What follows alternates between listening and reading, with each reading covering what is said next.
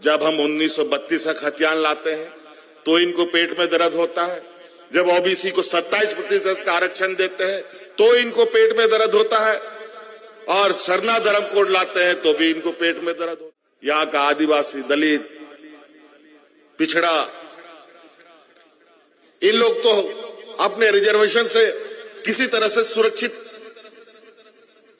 तरीके से अपनी नियुक्ति पा सकता है, लेकिन सामान्य वर्ग का एक ऐसा दरवाजा है जिसके माध्यम से यहां के सामान्य वर्ग को पीछे करके बाहर के लोग घुसते हैं। यहां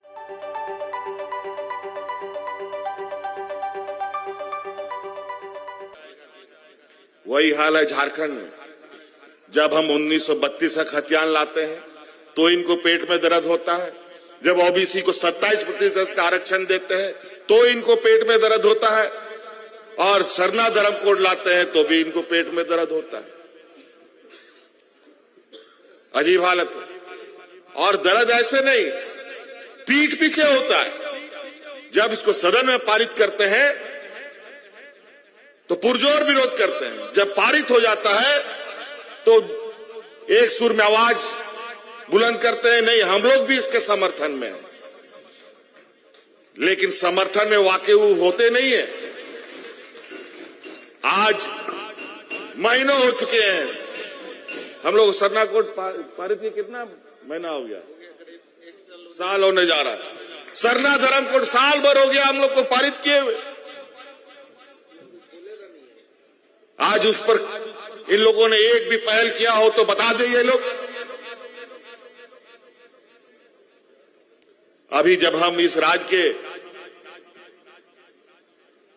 सामान्य वर्ग के नौजवान के हक अधिकार को संरक्षित करना चाहते हैं, यहां का आदिवासी, दलित, पिछड़ा, इन लोग तो अपने रिजर्वेशन से किसी तरह से सुरक्षित तरीके से अपनी नियुक्ति पा सकता है, लेकिन सामान्य वर्ग का एक ऐसा दरवाजा है जिसके माध्यम से यहां के सामान्य वर्ग को पीछे करके बाहर के लोग घुसते हैं। यहां पर आज उनके लिए हमारी लड़ाई थी, लेकिन आज इन लोगों ने बड़े तरीके से यहां के कभी आदिवासी को, कभी मूलवासी को आगे करता है, और पीछे सारे इस आदिवासी विरोधी और झारखंडी विरोधी लोग मिलकर हमारी योजनाओं को विफल कर देते हैं।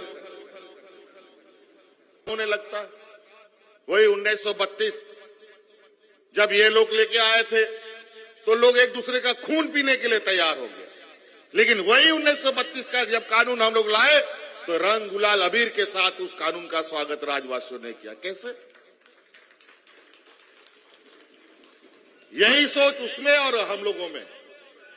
हम लोग कानून बनाते हैं तो लोग उसका सड़कों पर स्वागत करते हैं ढोल नगाड़ों के साथ, लेकिन ये लोग हमेशा ऐसा कानून लाते हैं जिससे समाज में दुनिया भर का वातावरण खराब करने का जरिया बन जाता है। लड़ते रहिए। अभी नियुक्ति नियमावली को लेकर इसमें कोर्ट में जो याचिका दाखिल हुआ, 20 लोग उसमें शिकायतकर्ता बने। एक आदिवासी नेता को भाजपा का आगे खड़ा किया और 19 लोग यूपी बिहार का निकला। और इन लोगों ने यहां के 3rd और 4th ग्रेड में भी यहां के मूलवासी आदिवासियों को नियुक्ति से रोकने का काम किया, लेकिन कोई दिक्कत नहीं। वो डाल तो हम लोग भी पात चलने का काम करें। हमारी भी कदमें नहीं रुकेंगी और ना नियुक्ति रुकेगी। वो कैसे होगा वो मैं जानता हूं, और बहुत जल्द फिर नियुक्ति की बहार हम लोग निकालेंगे। नियुक्ति तो वैसे भी हो ही रहा था, कुछ नियुक्ति जहां हमारा इस कानून से उसको लेना देना नहीं था। अभी जेपीएससी में हम लोगों ने धारा 250 से अधिक बच्चों को बीडीओ, सीओ, कलेक्टर बना करके विभिन्न जिलों में नियुक्त कर दिया। यहां जहां ये 1500 दिनों में नियुक्ति निकालते थे,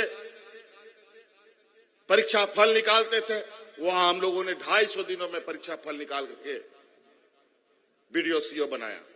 और तो और वो ऐसे बीडीओ, सीओ, 250 बच्चों में 33 बच्चे ऐसे थे जिसका माँ बाप कोई सेविका, कोई सहायिका, कोई किसान, कोई मजदूर का बेटा था। बीपीएल परिवार का बच्चा लोग बीडीओ, सीओ बना और कलेक्टर बना। कभी ऐसी खबर आप लोगों ने 20 वर्षों में नहीं सुना होगा।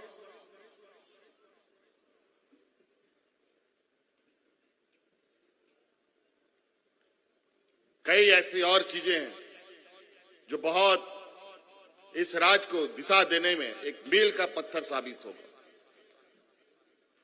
कई ऐसी चीजें जिसको हम लोगों ने आप लोगों के लिए बनाया है, जिसका लाभ आप लोग ले, चाहे वो सावित्रीबाई फुले योजना के माध्यम से बच्चियों का पढ़ाई, छात्रवृत्ति का बात कीजिए। इन लोगों ने कभी भी छात्रवृत्ति नहीं बढ़ाया। हम लोग जब आए तो 2 गुना, 3 गुना, 4 गुना तक हम लोगों ने छात्रवृत्ति बढ़ाया स्कूल के बच्चों का। अभी एक खबर आ रही है, सही है कि गलत है पता नहीं, लेकिन हमारे कानों तक आई है कि केंद्र सरकार आप छात्रवृत्ति देना बंद करने जा रहा है। जो 5वीं 6ठी क्लास में बच्चों लोग को देते थे, 4थे क्लास में, वो सारे बंद होने वाले हैं। सिर्फ 9वीं और 10वीं को देगा, ये जानकारी है। क्या पुख्ता है, क्या सही है, अभी मैं नहीं कह सकता, लेकिन इसकी जानकारी मैं लूंगा। लेकिन अगर ऐसी बात है तो फिर से ये इस देश के आदिवासी, दलित, शोषित, पीड़ित के लिए एक नया षड्यंत्र। लेकिन हर भरसक, हर तैयारी के साथ हम लोग बैठेंगे और इनकी जो गरीबों को, यहाँ के वंचितों को आगे बढ़ने से हर रास्ते हम लोग लगातार खोल रहे हैं, आगे भी खोलेंगे।